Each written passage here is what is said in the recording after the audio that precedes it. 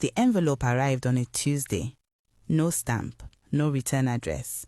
Just Amara's name, written on the front in handwriting she did not recognize.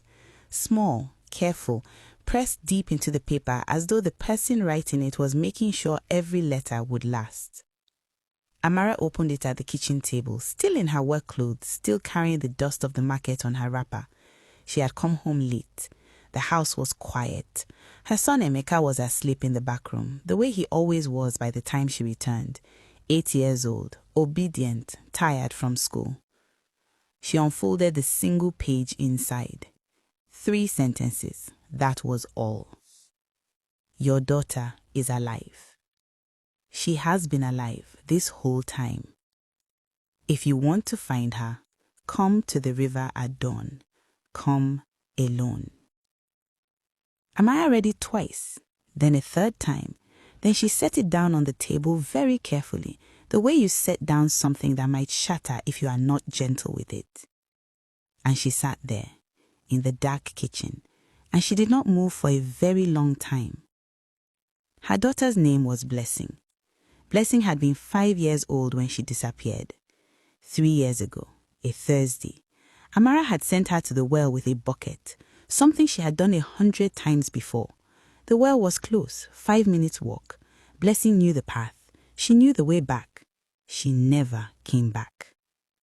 They searched. The whole village searched. Men with machetes cutting through the bush, women calling her name until their voices broke. The elders prayed, the pastor prayed, everyone prayed. They found her body 2 days later, at the edge of the river, half in the water. The village doctor, old Mama Ife, who had delivered half the children in Oba, examined her and said the words that ended Amara's life as she knew it. The child drowned. They buried Blessing in the small cemetery behind the church. Amara stood at the grave and did not cry. She had cried everything out already, in the first hours, in the dark, alone. By the time the burial came, there was nothing left. That was 3 years ago. And now, on a Tuesday night, someone was telling her it was a lie. Amara did not sleep that night. She sat at the table until the sky began to lighten, that slow grey that comes before dawn in the village, when the roosters are still deciding whether to crow. Then she stood up. She washed her face. She put on clean clothes. She did not wake Emeka. She left a note on his pillow. Mama has gone to the market early. Eat the yam on the stove. I will be back. It was a lie, but it was a gentle one. And Amara had learnt in 3 years of grief that sometimes you protect the people you love by keeping them away from the truth, at least until you understand it yourself. She walked to the river alone. The river in Oba was called Nkemdilim. It was wide and slow in the dry season, shallow enough to wade across. But in the wet season, and this was the wet season, it swelled and darkened and moved fast enough to take you under if you are not careful. It was at this river that Blessing's body had been found. Amara stood at the bank and looked at the water. The morning mist was sitting low, curling around the rocks, the kind of mist that makes everything look like it is dissolving at the edges. She waited. For 10 minutes, 20, the mist began to lift. The sun crept higher. And then she saw him. A man standing on the other side of the river, young, younger than Amara, maybe mid-20s, with a thin frame and a face she had never seen before. He raised his hand, not a wave, a gesture. Come. Amara looked at the water, at the current, at the place 50 meters downstream where Blessing's body had been found. She waded in. And here is where I need you to pay attention. Because everything that happens next, every twist, every revelation, every moment of this story begins here, at this river, with this man. You are not going to see it coming, but when it arrives, you will understand that it was always there. His name was Obiora. He did not offer his hand when Amara reached the other bank. He simply stepped back and said, "Walk with me. I will explain." They walked away from the river, into the trees, along a path that Amara did not know existed, and she had lived in Oba her whole life. The path was narrow, overgrown, hidden by vines that hung low enough to brush your shoulders. After 5 minutes, the village was gone. The sound of it, the roosters, the distant voices, swallowed by the density of the bush. Amara followed. She did not know why. Perhaps it was desperation. Perhaps it was the thing inside her that had never fully accepted the grave.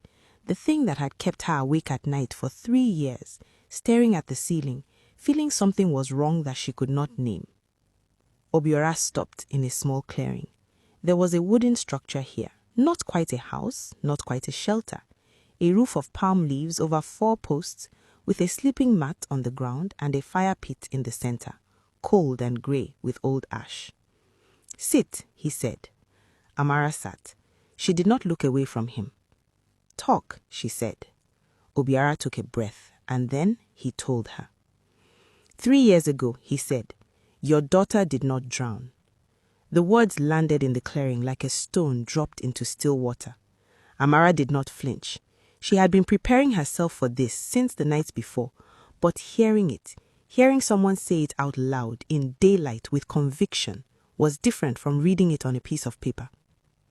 Someone took her, Obiora continued, took her from the path to the well, carried her into the bush before anyone could see, and then, to make it look like an accident, brought her body back to the river and left her there. Amara's hands tightened in her lap. Who? She asked, one word, low, dangerous. Obiora looked at her for a long moment. Then he said something that did not make sense, not at first. Before I tell you who took her, I need to tell you why. I don't care about why. You do, because the why is why she's still alive, and the why is the only reason I know where she is. He paused. The why is also something you already know, Amara. Something you have known for a long time, something you have been hiding. The clearing was very quiet. A bird called somewhere above them. The mist had not fully lifted. Thin threads of it still curled between the trees. Amara stared at the young man. Her face gave nothing away. It was the same face she wore at the market, at the church, at the burial. The face that said, I am fine. I am holding it together. Do not look too closely. But her hands were shaking. What do you know? She whispered. Obiora reached into the pocket of his shirt and pulled out a folded photograph. Old, creased, the kind of photograph that has been held many times, looked at many times, turned over in someone's hands in the dark. He held it out to her. Amara looked at it, and the color left her face. The photograph showed a man, middle-aged, standing in front of a house Amara recognized, a house in the northern part of the village, the part where the wealthier families lived. He was smiling. Beside him, holding his hand, was a young girl. The girl was Blessing. Not 3 years ago, not as a 5-year-old child about to walk to the well. This photograph was recent, within the last year. Blessing was 6, maybe 7 in it. Taller, her hair was braided neatly, the way someone had taken care to braid it. She was wearing a clean dress. She looked healthy. She looked fed. She looked, impossibly, like a child who was being cared for. Amara's mouth opened. Nothing came out. That man, Obiora said quietly, is Chukwuemeka Obi, the village elder, the man who sits on the council, the man who organized the search for your daughter 3 years ago. He let the silence sit for a moment, then, he is the one who took her. Do you understand yet? The man who led the search, the man the village trusted, the man who stood at the burial and shook hands with the pastor and told everyone it was God's will. That man, he has had your daughter this entire time. Amara did not scream. She did not stand up. She did not cry. She looked at the photograph for a long, long time, and then she folded it very carefully, exactly the way it had been folded before, and put it in the pocket of her wrapper. And she looked at Obiora with eyes that were no longer afraid. They were something else entirely. How do you know this? She asked. Obiora sat down across from her. He looked younger in the morning light, tired, like he had not slept in days. Chukwuemeka Obi is my uncle, he said. The words hung in the air between them.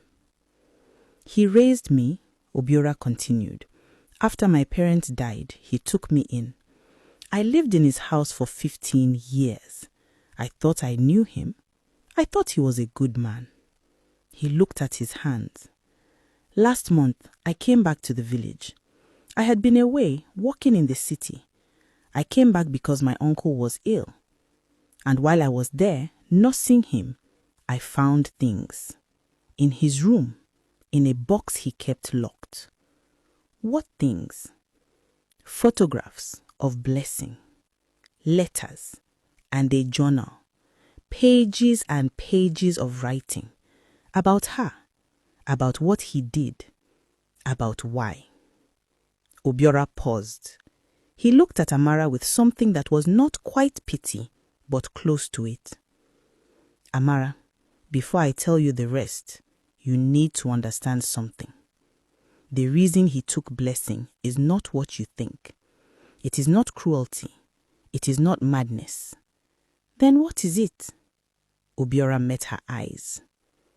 It is connected to you, to something you did a long time ago before Blessing was born, something Chukwuemeka knows about, and something he has been using for years to control people in this village. The air in the clearing changed, not physically. The wind did not shift, the mist did not move, but something in the space between them became heavy. Dense, the kind of weight that settles when a truth is about to be spoken that cannot be taken back. Amara closed her eyes. She did not deny it. She did not ask, "What are you talking about?" She did not perform confusion or innocence. She simply sat there with her eyes closed and breathed. When she opened them again, there was something new in her expression. Not guilt exactly, something older than guilt.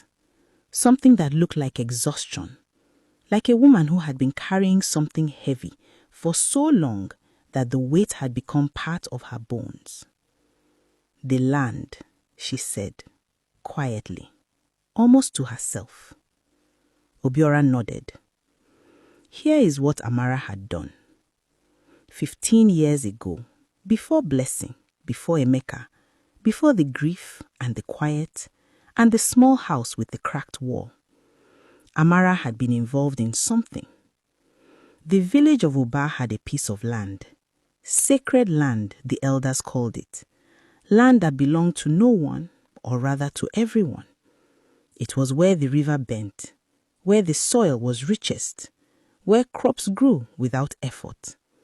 It was, by the old laws of the village, untouchable. No one could claim it. No one could sell it. But someone did.